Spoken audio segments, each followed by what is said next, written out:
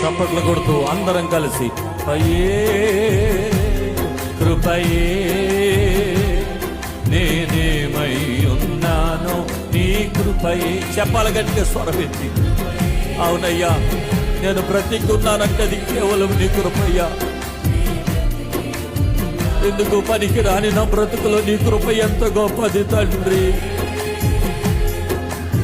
మేము మహిమపరచబడాలని కార్యక్రమం పెట్టలేదు నైనా.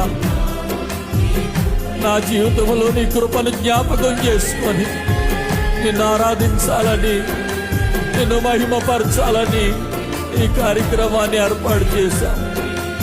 నీ కృపకు కృతజ్ఞుడను ప్రభు. నేనేమై ఉన్నానో అందరూ చెప్పండి స్వరమెత్తి. మనమేమైనది కేవలము దేవుని కృప.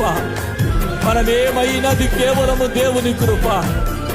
అయ్యా, నీ కృప కొరకే వందనాలయ్యా.